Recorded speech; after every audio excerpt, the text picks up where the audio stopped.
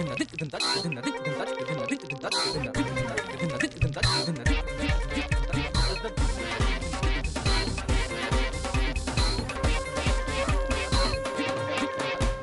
علیکم خواتین و حضرات، حسب حال لے کر حاضر ہے آپ کا میزبان جنید سلیم، اور میرا ساتھ دے رہی ہیں ناجیہ بیگ، اور ہم سب کو بہت عزیزی السلام علیکم۔ السلام علیکم ناظرین، دے ساندارا جا میرے بابل دا پیارا، امبڑی دے دل دا سہارا، نی ویر میرا کوڑی چڑھیا، ساڈا چڑیاں دا چمبا وے بابل وے، ساڈے گھر آئی پر جائی۔ ہوا کیا آپ کے ساتھ آپ کو عزیزی صاحب؟ جتنے میں بیاہ بھگت چکا ہوں، میں تو سوتا ہوا بھی گانے گا رہا ہوتا ڈھولکی میں۔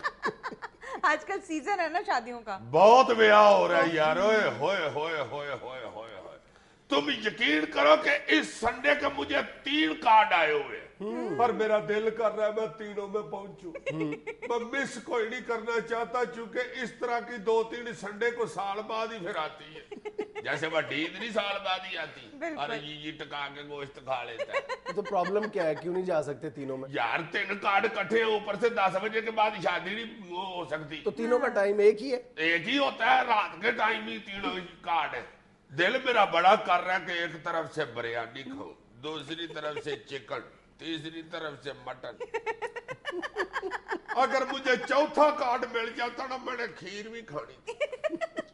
ویسے عام تو بندہ پوچھتا ہے نا، بھائی جی بھی بیاہ والا گھر کدھر ہے؟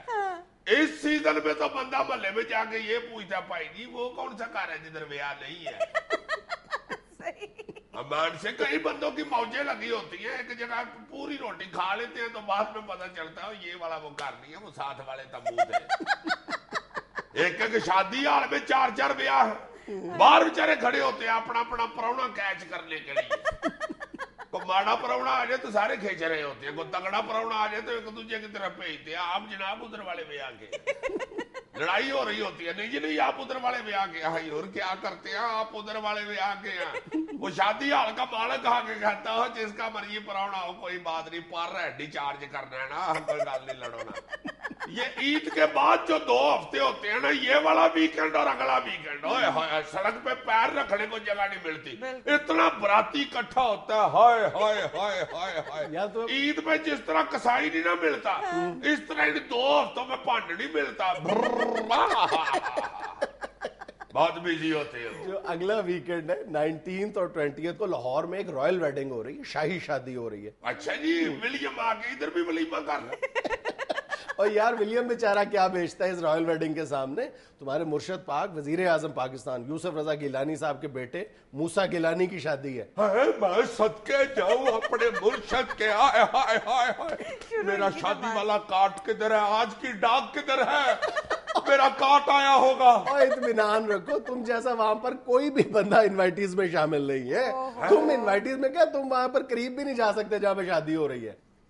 چلو کوئی بات نہیں، پھر کیا، ہم مجھے بلائیں نہ بلائیں، میں روحانی طور پہ تو شامل ہوں۔ ویسے بھی مجھے وہ آڑو گرنیڈ کے بڑے برا کے منڈے کی شادی ہے، اس نے بلایا ہوا تھا، میں فارغ بھی نہیں تھا۔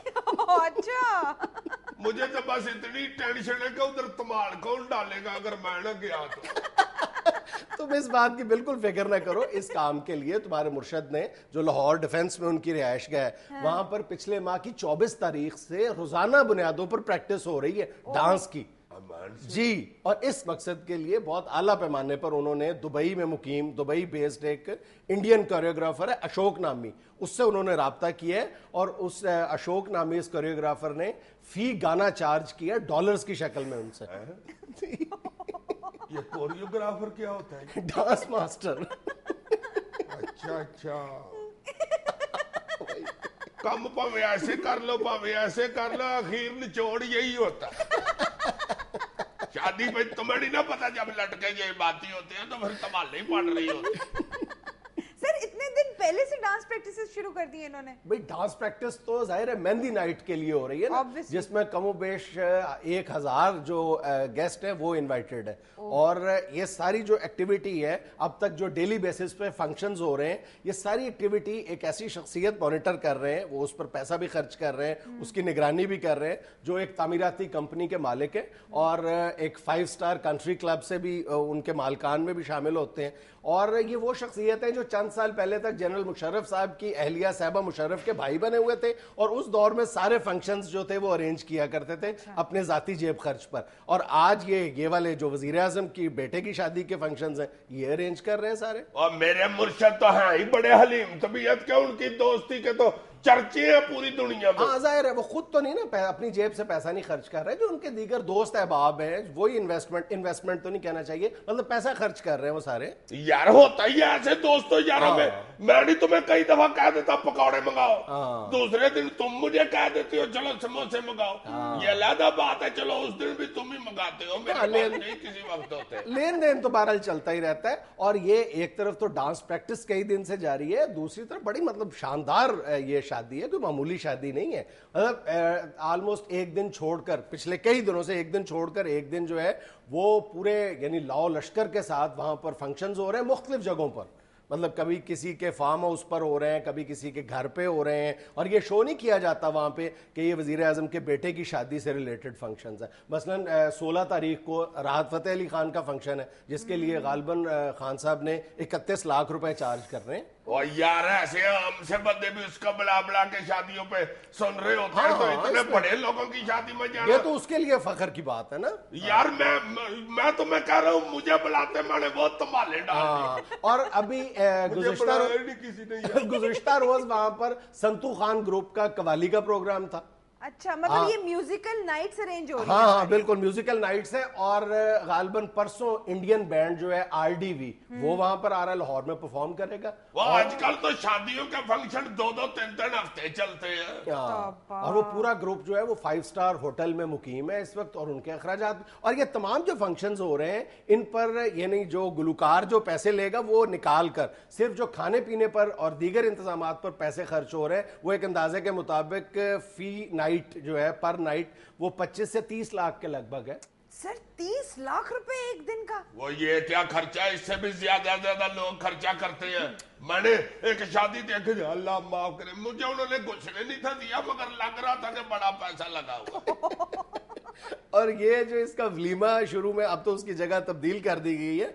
पहले ये प्लान किया गया था कि जो वजीर आजम के साहबजादे का 18 कनाल पर मुश्तमिल एक रिहायशी स्कीम में फार्म हाउस है वहां पर बुनियादी तौर पर इसको प्लान किया गया था वलीमे को, लेकिन वो मीडिया की वजह से उन्होंने चेंज कर दिया क्योंकि बहुत बड़ा फंक्शन है। बहरहाल छोटा फार्म हाउस है, अल्लाह और ज्यादा भी दे देगा, लोगों के पास 500 कनाल के फार्म हाउस है, अल्लाह मेरे मुर्शद को भी देखने देगा बड़ा फार्म हाउस। और वलीमे की 2 तकारीब होंगी, एक लाहौर में और एक मुल्तान में, दोनों जगह पर कमोबेश 2,500 से 3,000 के लगभग मेहमान होंगे। सर मुल्क के हालात देखें, और भाई मुल्क के हालात की जो टेंशन और डिप्रेशन है उसको कम करने के लिए तो इस तरह के फंक्शंस किए जा रहे हैं। हाँ बिल्कुल, उधर जब भंड जाके इतने 3,000 बंदे के सामने शोल लगाएंगे, हाय हाय हाय, भंडों ने तो इतना बंदा देख के वैसे ही पागल हो जाना वाह रे वाह, 3,000 आदमी, बल्ले बल्ले बल्ले बल्ले बल्ले बल्ले। सरकार 10-10 रुपये भी इकट्ठे करे तो हमारी गड्डी को नए टायर पड़ जाए। मैंने कहा नाई से पूछ ले, बंदा 3,000 है, रोटी 6,000 की पकानी थी क्योंकि राजा रियाज साहब ने भी आना है। यहाँ में लेना एक छोटा सा वक्फा। पीपल्स पार्टी ने फैसलाबाद और गुजरांवाला के जलसे मंसूख कर दिए, इक़दाम महाजराई के खात्मे के लिए उठाया है, क़यादत का मौक़िफ़। हंस क्यों रहे हो, उसने खबर सुनाई है, कोई लतीफा तो नहीं सुनाया? इसलिए रहा हूं कि अभी कल ही हम जिक्र कर रहे थे कि पीपल्स पार्टी ने पंजाब में अपने जो शो ऑफ पावर के तमाम मामलात हैं वो सिर्फ तहरीक इंसाफ पर छोड़कर खुद गहरी नींद सो गई। बल्कि हम कल हैरान भी हो रहे थे कि किस तरह पीपल्स पार्टी पंजाब ने इतना जुर्रतमंदाना फैसला किया है नून लीग के मुकाबले पे शो ऑफ पावर करने का। आज वो भाग गए। ऐसी कोई बात नहीं है, भाग गए। ये उन्होंने को बंदे काम आने के डर की वजह से मनसूख नहीं किया है जल से। अच्छा, ये मनसूखा बंदी इसलिए की है क्या? منصوبہ بندی جیسے منصوبہ بندی ہوتی ہے اچھا کرنے کے لیے، ٹھیک ہے ایسے ٹھیک ہے منسوخ ٹھیک کرنے ہے. کے لیے منسوخہ بندی ہوتی ہے. اچھا کوئی بہانہ تو بتاؤ کیوں کی یار ہے؟ شادیوں کا موسم ہے بھائی جی، جلسے اچھا. کے لیے ٹینٹ کناتے کرسیاں نہیں مل رہی آج. اچھا اور ویسے بھی یہاں پہ نون لیگ کی حکومت ہے پنجاب میں، اور صوبائی حکومت نے آرڈر کر دیا کہ بھائی جی جلسہ کر لو، کناتے لگا لو، ٹینٹ لگا لو، مگر قلعہ نہیں ٹھوک سکتے. اب قلعے نہیں ٹھکیں گے تو ٹینٹ کیسے لگیں گے؟ اب راجہ ریاض صاحب ٹینٹوں کے رسے پکڑ کے کھڑے ہو جائیں. ان کو حالت 1 گھنٹے بعد بھوک بھی لگنی ہوتی، کتنا برا لگے گا. رسے بھی پکڑے ہوئے اور ساتھ کھا بھی رہے.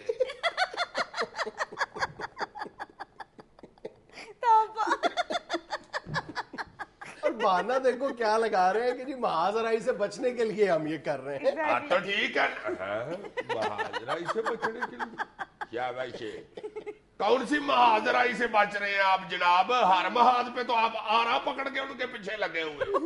ڈینگی سے لے کے پولیس تشدد تک کوئی مہاجر آپ نے نہیں چھوڑا. اس مہاجرائی سے کیوں بچ رہے ہیں؟ کریں جلسہ. یہ تم انہیں چڑھا رہے ہو. چلا نہیں رہا یار، حوصلہ افزائی کر رہا ہوں.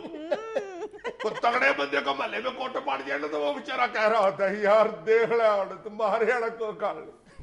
صرف اس لیے نہیں میں نے تمہیں کچھ کہا کہ تمہارا تایا میرے چاچے کی دکان سے سودا لیتا ہے.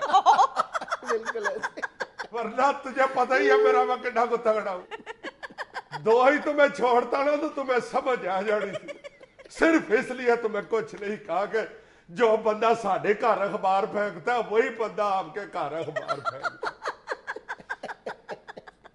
پاک امریکہ تعلقات خراب شادی ہے مگر طلاق نہیں ہو سکتی، مائیکل میکال. صدقے جاواں چاچا مائیکل مکال، حد مکال دیتی ہے تمہیں گل کر کے.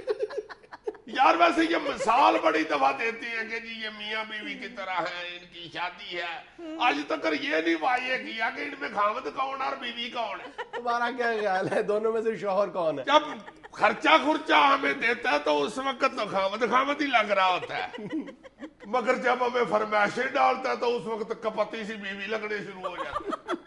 ہاں اس طرح کی بیویاں اللہ معاف کرے بڑی چلاک ہوتی. جب خاوند فرمائشیں پوری کر رہا ہوتا ہے تو بے شک اس کا اتنا بڑا ٹینڈ ہو، آج تو بڑے سمارٹ لگ رہے ہیں، ویسے اتنا بھی کبھی اور نہ ہو، کھایا پیا کرے بڑے مارے بھی لگ رہے ہیں. اور اگر فرمائش پوری نہ ہو تو ہے تو میں نے دیتا کی ہے. جب سے تمہارے کار آئی تو میں نے تو ایک دفعہ پیٹ بھر کے روٹی نہیں کھائی. میرا باپ تو اتنے بڑے ڈاکٹر کا کل پاؤڈر تھا، اپنے گھر میں چاولوں کے اوپر گلوکوز ڈال کے کھاتی. چاولوں پر گلوکوز. بس پیڑا راج گھر دیے مست. پی آئی اے کی کابل سے اسلام آباد آنے والی پرواز فنی خرابی کی وجہ سے روک دی گئی، انجن سے تیل لیک ہو رہا تھا. او میرے مالکا، ایلو جہاز کا تیل ہی لیک ہو گیا. یہ مجھے تو لگتا ہے کہ پی آئی اے کا جہاز میرا سکوٹر اور میرے نانے کی لالٹین ایک جیسی چیزیں، ان کے ایکو جیسے آپے ہے. کبھی تیل لیک ہو رہا ہوتا ہے، کبھی بتی اونچی نیوی ہو جاتی ہے. اللہ صحت تندرستی عطا فرمائے بابا پی آئی اے کو. میں تو اس بات پہ ڈر رہا ہوں کہیں اور کچھ دیر بعد ایئرپورٹ پہ اس طرح کی ہوائیں نہ لگ رہی ہو. اب پتر پائلٹ بیٹا جہاز اڑانے سے پہلے پلگ صاف کر لینا، کچرا نہ آئے. دھیان سے میرا پتر رستے میں کہاں سواریوں کو کہتے پھرو گے دھکا لگاؤ اتر کے پیڑا لگتا ہے بیٹا. کلب کلاس کی سواریاں تو آگے سے بیٹی بھی بڑی کرتی ہے. اڑتے جہاز میں ایئر ہوسٹس جا کے پائلٹ کے کان میں کہہ رہی ہو سر جی پیچھے سے ہوائیں آ رہی ہیں ڈک ڈک ڈک ڈک ڈک ڈک. حد ہو گئی پینو، تجھے کہا بھی تھا پچھلی لائٹ لٹک رہی ہے اس کو سیبا باندھ دو. کیا رہنے دو، آپ بوا کھول کے کہیں نیچے نہ اتر جانا. پینو اگر کوئی مسافر جرابے اتار کے سویا ہوا نا تو جرابے اٹھا کے وہ بتی والی موری میں تن چھوڑ. ڈاک ڈاک تو بند ہو. اب پائلٹ یہ کیا کر رہا ہے؟ کیا بس یہ جہاز اڑا رہا ہے اور کوئی اگلی سکرین پہ بھوکر نہیں پھیر رہا. برطانوی تحقیق کے مطابق کہکہے لگانے والی خواتین کے چہروں پر جھریاں نہیں پڑتی. ایسی خواتین زیادہ عمر ہونے کے باوجود بوڑھی نہیں لگتی. 65-70 سال کی ہو گئی ہوئی ہے. کیا مطلب تمہارا؟ हंसने की वजह से नहीं हमें लग रही। मैं भी सोचता था कि ये कितनी देर से हमारे साथ शो कर रही है, बजाय बड़ी होने के छोटी होती जा रही है। अजीजा 3 साल से कर रही हूँ सिर्फ। वो तो थोड़ा अरसा तो नहीं होता। जब ये शो शुरू हुआ था उस वक्त महल्ले के लड़के इसे भाईजान भाईजान कहते थे, अब तो वो इसे अंकल कहना शुरू हो गए। और आपको? मुझे तो पहले छोटा भाई कहते थे, अब मोटा भाई कहना शुरू हो गए। इतनी देर का मैं इधर बैठा हूँ, मैं तो बैठा बैठा सोच गया हूँ। बहुत ही हंसती है ये बच्ची यार। हाय हाय हाय। एक दिन मुझे आके कहती है, अजीज साहब मेरी गाड़ी का एक्सीडेंट हो गया। तो मैंने कहा इसमें कौन सी हंसने वाली बात है, खुदा के वास्ते। गड्डी किसी कार्टून में जा बची है जो तुम्हारा हादसा नहीं रोक रहा। ये तो कहीं गुम हो जाए तो फौरन मिल सकती है। बंदा स्पीकर पे लतीफे लगा दे, जिधर से हादसे की आवाज आए उधर चल पड़े, इधर जी इधर जी। इसके सामने तो सांप आ गया तो हंसना शुरू हो गई। सांप ने आके कहा, बीबी मैं सांप हूं, कोतकतारियां निकालने वाला हाथ नहीं हूं। में लेनी एक छोटी सी कमर्शियल ब्रेक। यार खुदा के लिए मुझे गुस्सा न चढ़ाया करो, बंदा गुस्से में बुजुर्ग हो जाता है। यार जुनैद, एक तरफ तो हम इंडिया को मोस्ट फेवर्ड नेशन करार दे चुके हैं, और दूसरी तरफ ये देखो एक रोहिला लड़की बेचारी अपने बाप को ढूंढ रही है उधर इंडिया की किसी जेल में, वो पड़ा हुआ है कई सालों से, और उसको बेचारी को डीएनए टेस्ट के करके तो उसको कह दिया जी तुम्हारा बाप मर गया। वो पीट रही है, चीख रही है कि नहीं मेरा बाप जिंदा है, उसके सबूत मौजूद हैं। इस तरह ये ऐसे कई वाकयात हर दूसरे तीसरे महीने सामने आते हैं। इधर के बेचारे पाकिस्तानी उधर रोल रहे हैं, सड़ रहे हैं जेलों के अंदर, कोई ना पूछने वाला है, ना ये उनसे चंगी तरह पूछते हैं, ना उनको कभी ख्याल आया।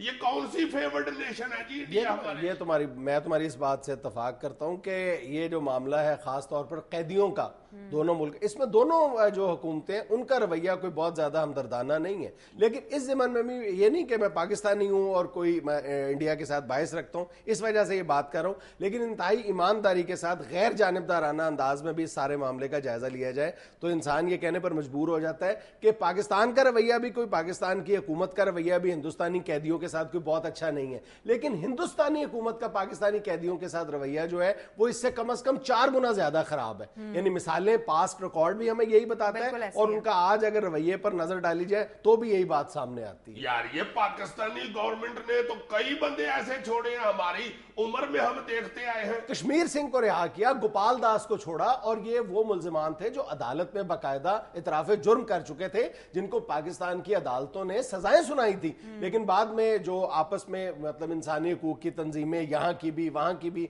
उन्होंने दबाव डालकर इनको रहा करवाया, और बहुत इज्जत और एहतराम के साथ हम उन्हें वहां बॉर्डर तक छोड़ के आए। और ये वो मुल्जिम थे जिन्होंने बाद में भी, रिहाई के बाद भी, न सिर्फ ये कि अपना जो गुनाह किया, जो जुर्म किया, उस पर बल्कि फख्र का इजहार भी करते रहेंगे। और एक ने तो यहां तक कहा था कि अगर मुझे दोबारा मौका मिला तो मैं दोबारा ये जुर्म करूंगा। लो, और अब वो सरबजीत सिंह का मामला है, उसके लिए भी बड़ा शोर कर रहे हैं। अब बिल्कुल इसके पैरेलल तुम एक और मामला देखो कि हिंदुस्तान की अजमेर जेल में 1992 से पाकिस्तान के एक 70 साला साइंसदान डॉक्टर खलील चिश्ती कैद हैं।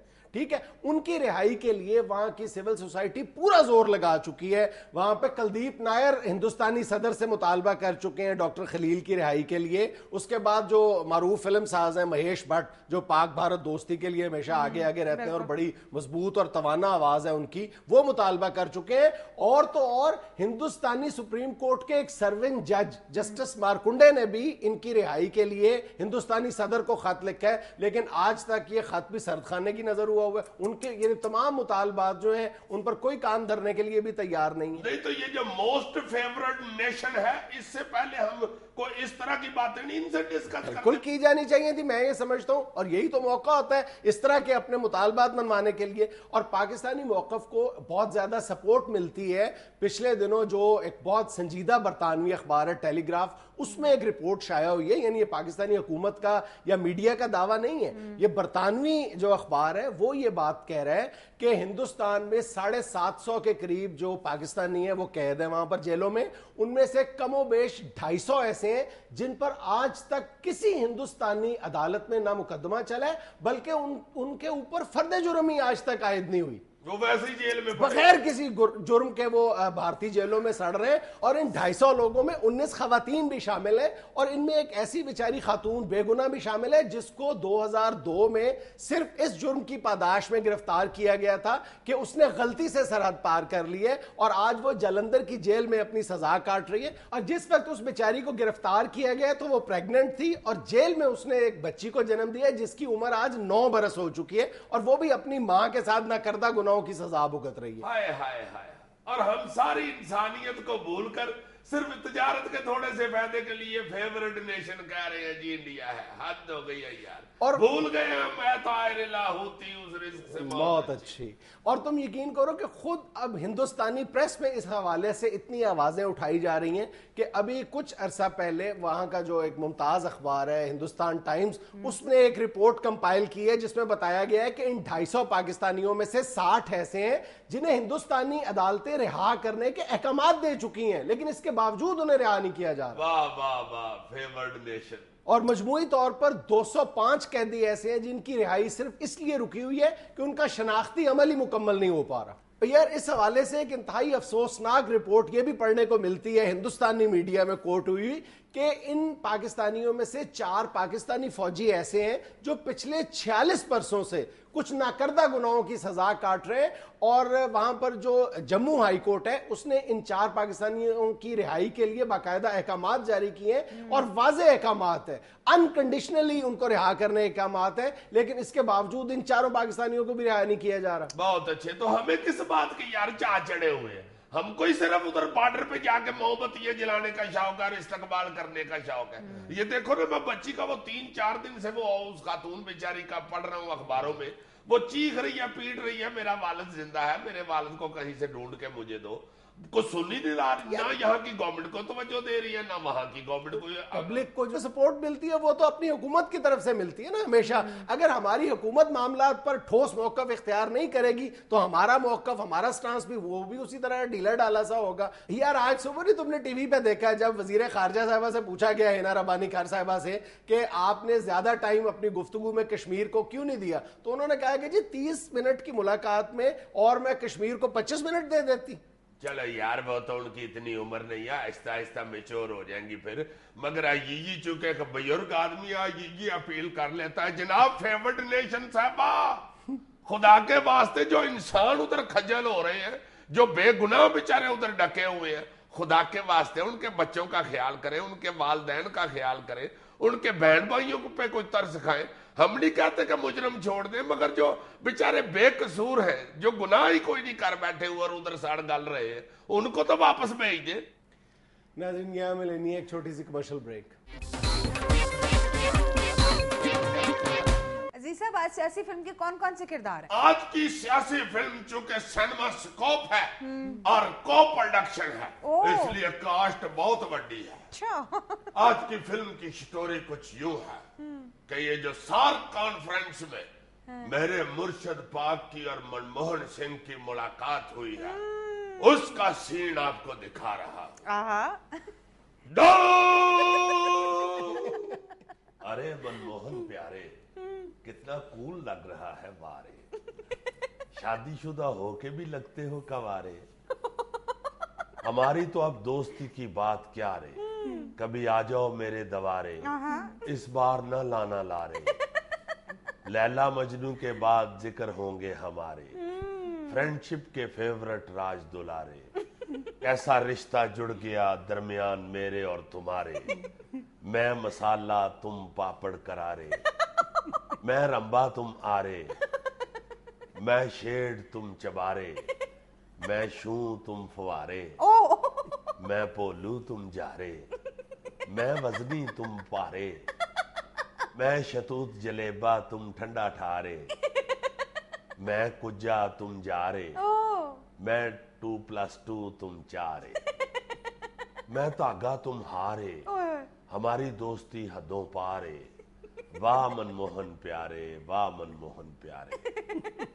ارے بھیا گیلانی, تم نے کیا چھیڑ دی کہانی, اپنی دوستی ہے کچھ عرصے کے لیے لافانی، مثالیں ٹھیک دی تم نے لیکن ذرا کھل کے تھی سمجھانی، جیسے میں گلاس تم پانی، میں دل بر تم جانی، میں قدر تم دانی،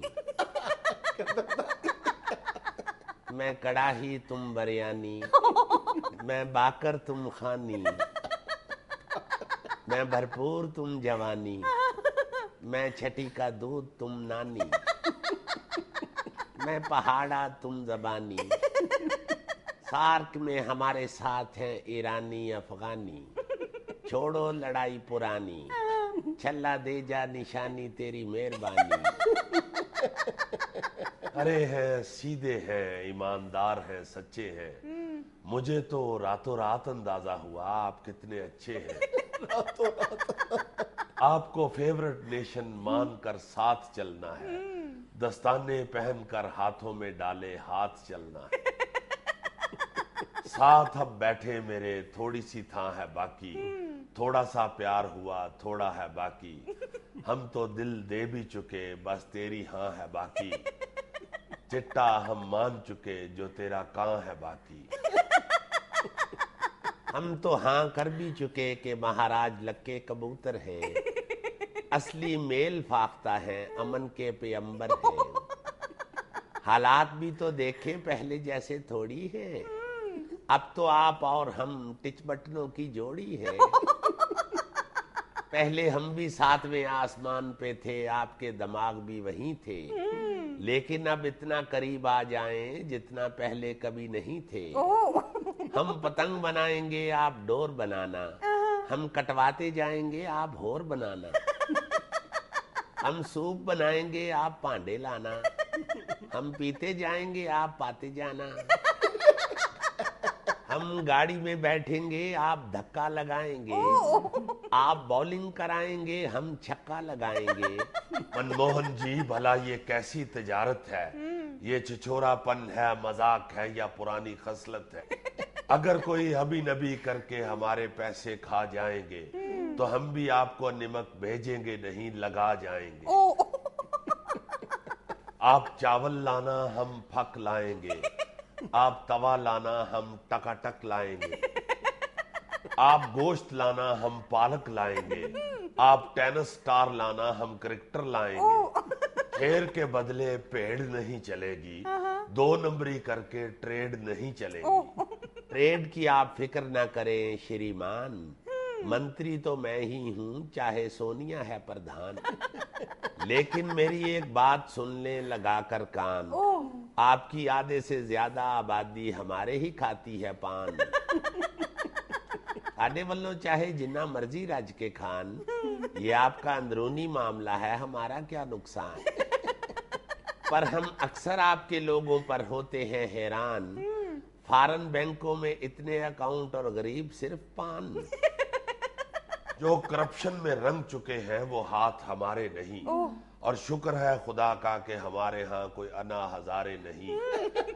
ورنہ کشمیر ایشو کے باوجود آپ فیورٹ نیشن نہ بن پاتے، یہ تو آپ کے کام آ گئے ہمارے کھلے کھاتے، چھوڑیں پرانی باتیں گزر گئیں وہ راتیں، پچھلے چیپٹر پر چاہے انڈیا سموسا ٹکی رکھ کر کھا چکا ہے، لیکن اب تعلقات کا نیا باب لکھنے کا وقت آ چکا ہے، تیری میری میری تیری پریم کہانی ہے ایک اشکل، دو لفظوں میں اسے بیان کرنا ہے بڑا مشکل، چلیں مل کے تعلقات کے نئے باب لکھیں، ہم بعد میں ایڈٹ کر لیں گے فی الحال صرف جناب لکھیں، چاہے آپ نے ہمارے دریاؤں کا پانی روک رکھا ہے، اپنے لیے گنے کا رس اور ہمارے لیے پھونک رکھا ہے، انٹرنیشنل کمیونٹی میں ہمارے امیج کو ٹھوک رکھا ہے، اپنے لیے چلغوزے اور ہمارے لیے املوک رکھا ہے، پھر بھی ہم نے یوں آپ کو فیورٹ نیشن مان لیا ہے، گویا چھان بورے سے چھان بورا چھان لیا ہے، اب صرف محبت ہوگی، اچھی اچھی تجارت ہوگی، حکومتی جلسوں میں کسی صورت انہیں بکنے نہیں دینا، انڈے ٹماٹر جوتوں کا ریٹ گرنے نہیں دینا، مشترکہ فلموں کے پروجیکٹ کو فاسٹ کریں گے. اچھا. آپ کے سیاسی اداکاروں کو ہم بھی کاسٹ کریں گے. ہمارے دماغ آپ کے لیے گھاس بھی چر سکتے ہیں. ہم میچ ہار کے آپ کو اور بھی خوش کر سکتے ہیں. لیکن اپنے بال ٹھاکرے کو سمجھانا آپ کا کام ہے, کیونکہ اس کے بغل میں چھری اور منہ میں رام رام ہے. انسانی حلیے میں دیسی ساختہ بم ہے. کھچ مارنا واقعی اس پر ختم ہے. اس کے لیے آپ کو کشٹ کرنے کی ضرورت نہیں, اسے بھی اپنی سیاست برشت کرنے کی ضرورت نہیں. لکی ہیں آپ جو آپ کے پیچھے پڑا نہیں ایسا سانڈ ہے. شمع کیجئے یہ ہماری نہیں انا ہزارے کی ڈیمانڈ ہے.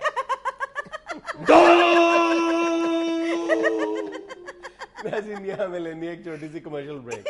پاپڑ کرارے پاپڑ کرارے, بٹاٹا بڑا بٹاٹا بڑا بٹاٹا بڑا, اے بھائی بٹاٹا بڑا بٹاٹا بڑا.